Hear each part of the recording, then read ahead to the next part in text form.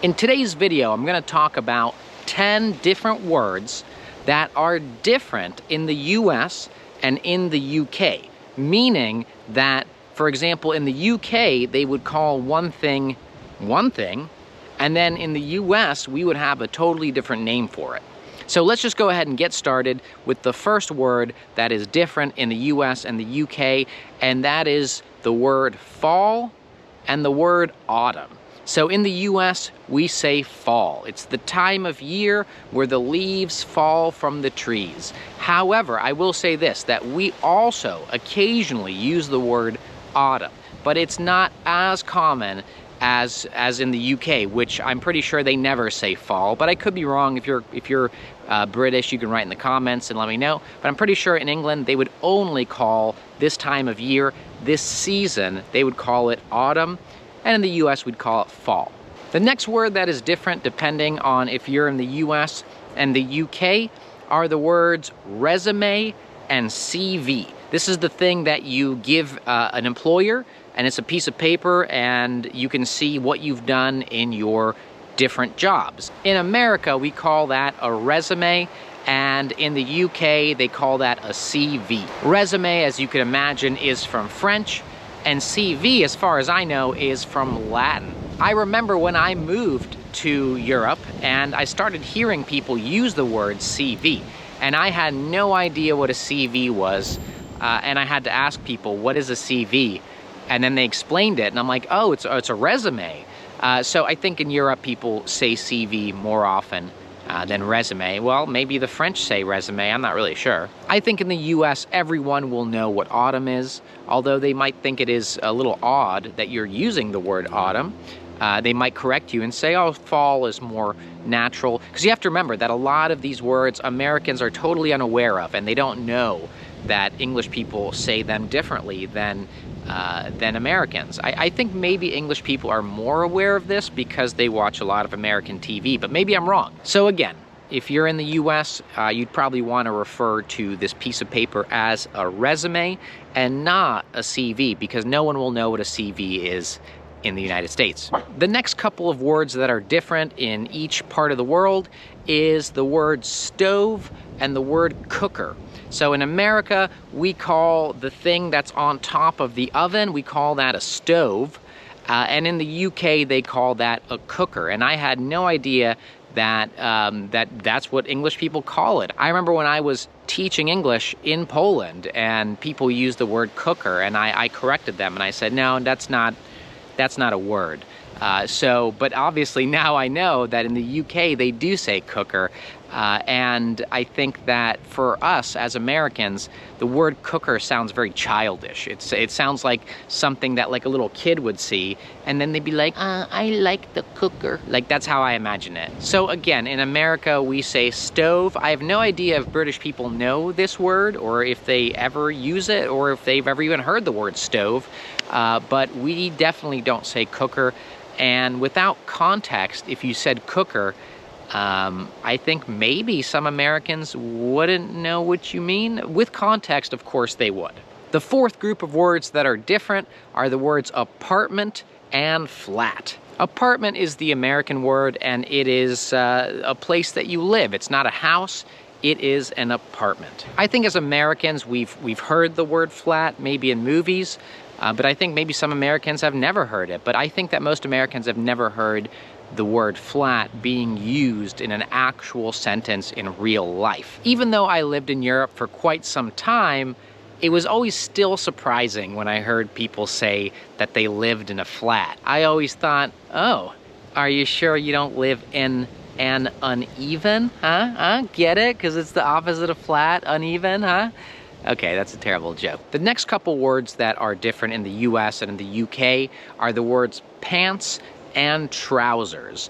Pants are obviously what we wear on our legs. For a long time, I had no idea that in the UK they call pants trousers. I think for us Americans, trousers sounds like something that people would have said 200-300 years ago. I imagine that George Washington would have called his pants trousers. So it sounds kind of funny, honestly, when people say trousers, because it sounds like something, you know, from the old days, like maybe Shakespeare would have said that. I also want to explain that, as far as I know, in the UK, pants mean underwear. So I'd imagine that that could be quite confusing, right? If you're talking about pants, if you're using American English and you're saying pants, but a British person maybe doesn't realize that you're using American English and they think you're talking about underwear, I'm not really sure. So just be aware of these differences. If you're in the UK, use the word trousers, but if you're in the US, don't say trousers, because people will probably make fun of you and they'll be like, oh, I'm sorry, is Shakespeare over here? Look at this guy. Was it Queen Elizabeth I? What is this, like the year 1500? The next couple of words that are different are the words zipper and zip. In America, we say zipper, and the zipper is the part of your pants that zips up.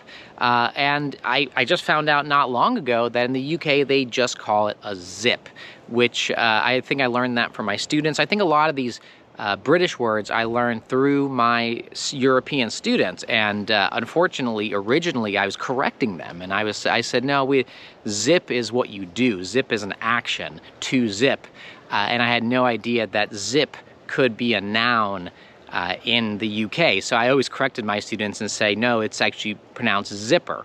But obviously, it's the same thing. And if you're in the UK, you'd say zip. And if you're in the US, you would say zipper, because I think you definitely would confuse people if you referred to a zipper as a zip here. The next couple words are the words handbag and purse. A purse is the American word, and it is the thing that a woman wears. That is a purse. I think sometimes we also call it a handbag. However, much more often than not, we would say purse. And my understanding is that in the UK, that is not a purse. That is a handbag. If I'm not mistaken, I'm pretty sure a purse in the UK is something much smaller, where you would keep coins or maybe other small things. I'm not exactly sure because I'm not an expert in British English. In the US, we also have something called a coin purse. A coin purse can be like a small thing for keeping coins. But generally speaking, we don't really talk about coin purses very often, and I think not many people use coins in the US, so maybe only a few people actually carry around coins, and then they might have a coin purse. But if you hear an American use the word purse, then they are definitely referring to the thing that in the UK they call a handbag. The next couple words are the words faucet and tap. Faucet is the American word. That is what we call the thing where the water comes out of in your sink. That is a faucet. I think in the UK they don't use the word faucet and they only call it a tap. I think that sometimes in the US we do also call it a tap. For example, if we drink water from the faucet, we call that water tap water. Or for example, if you go to the bar and they pour you a draft beer, then they're pouring it from the tap. So we also use the word tap, but when it comes to that part where the water comes out of, we almost always call it a faucet, unless we're talking about the water, and then we call it tap water. We don't call it faucet water, so yeah, go figure that one out. And number 9 describes the telephone that we keep in our pockets. In America, this is called a cell phone. And I believe in the UK, they say mobile phone or just mobile. Although they don't say mobile, they say mobile. In the US, we obviously also use the word mobile, but we don't really call it a mobile phone. We call it a cell phone. And we would never say the word mobile like the English do, where they would say mobile. We would never say mobile, we'd say mobile. For example, we have the telephone company T-Mobile. I know T-Mobile is a European company and is actually in Europe, and I understand that there it is called T-Mobile. But in America, nobody would ever call it T-Mobile. We call it T-Mobile. I think if you were in the US and you said, oh, I have to get my mobile, I think people would definitely make fun of you. So just be aware of that. I would just call it a cell phone in the US. Or if you want to keep it real easy, just call it a phone. I mean, I don't know what it's like in the UK, but in the US, we just say phone. We don't even say cell phone, right? Because here's the thing, in the UK, instead of saying mobile phone, they just say mobile, I think. I could be wrong. But in the US, we don't just say cell. We always say cell phone, or we just say phone. So I think just keep it simple. You could definitely just use the word phone. Nobody's gonna think that you are like in your house with like a corded phone, you know, and then you're like no one thinks that. So if you just say phone, everyone will know you're talking about a cell phone. And the last words, number 10, are the words to describe this tool. In the United States, we call this a flashlight, and I remember I was shocked to hear that in England, they call it a torch. Let me just say that I think it's really cool that we have different words in the US and the UK for different English words. I think that adds a lot of flavor, and in fact, I would say some of the British words I like better than the American words, and I think are more logical. For example, I know in the UK they say horse riding. In the US we say horseback riding. So it is kind of silly that we're specifying the horse's back, right? We could just say horse riding and that would make total sense. But some words, and I think that the words flashlight and torch, I would say are probably, I would say torch is probably the only word in British English that I think is genuinely, absolutely, and utterly ridiculous and stupid. Now, obviously, that's just my opinion. You don't have to agree, but I always assume that British people also think it's stupid. So I'm not really sure. If you're British, go ahead and write in the comments what you think about this. But in the US, a torch is the thing that cavemen had, right? This thing that you hold that was on fire, that is a torch. And I'm pretty sure in the UK that is also a torch. Do you call that a torch? If you're English, do you call that a torch also? So I don't understand why in the UK they just never evolved the words, right? It makes me wonder if in the UK they do this with other things, like do they call their cell phone, do they call that a telegraph machine?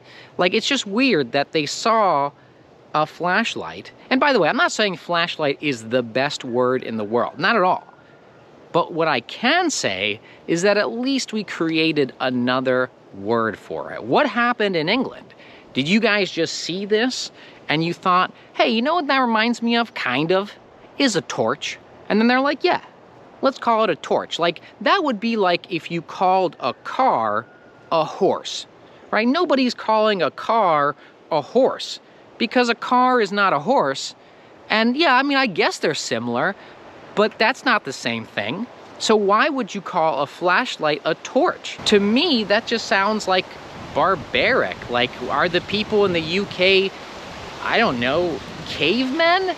Why do they call it a torch? I remember the first time I heard this word, I was a teenager and I was at a summer camp in the US. And one of the kids that was staying in the same cabin as me was actually from England. And I remember there was a time where it was dark, and then he said, does anyone have a torch?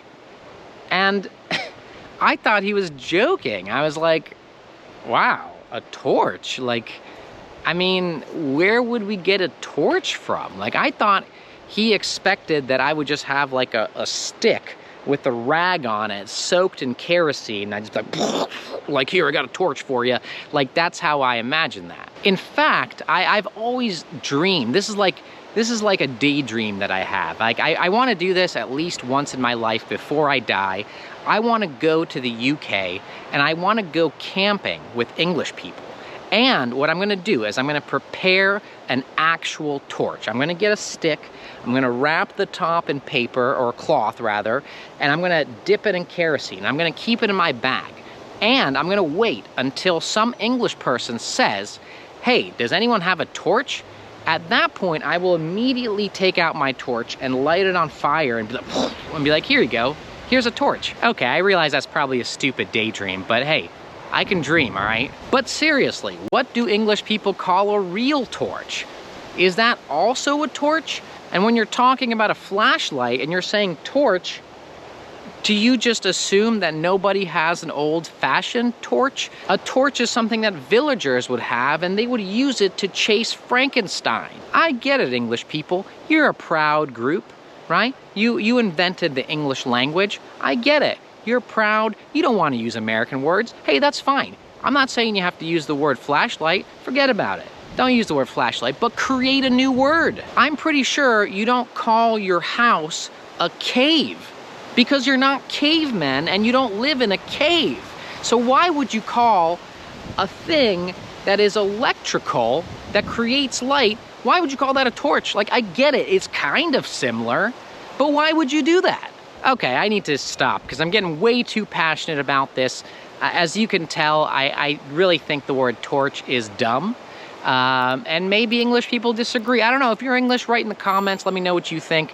Do you acknowledge how dumb this is, or are you like sticking to your guns and you're just like, no, it's kind of similar. We're gonna keep calling it a torch because it makes light just like a torch. So thanks for watching today's video. I would say if you are not familiar with these words, if I were you, I would get a pen and paper and I would write down all of the words that you didn't know. And that way you're gonna be aware of the differences between American English and British English. I also wanna say this, that most of the time, there really aren't that many differences between British English and American English, but occasionally there are a few words that are different, and it's important to know those differences, and that's why I want to teach them to you. So make sure to share this video with your friends and family. Make sure to subscribe to my channel. I know my channel is still new, and I don't have a ton of content yet, but I promise that I will have much more fun, exciting, and interesting lessons in the future. Write in the comments what you would like to see in the future, what kind of lessons you'd like, what words are difficult for you, what concepts are difficult for you, and then that way I'll be able to know what content I should create for you guys. So make sure to write in the comments, give me a thumbs up, subscribe to my channel. I hope you guys have a great day, and I look forward to seeing all of you next week. See ya.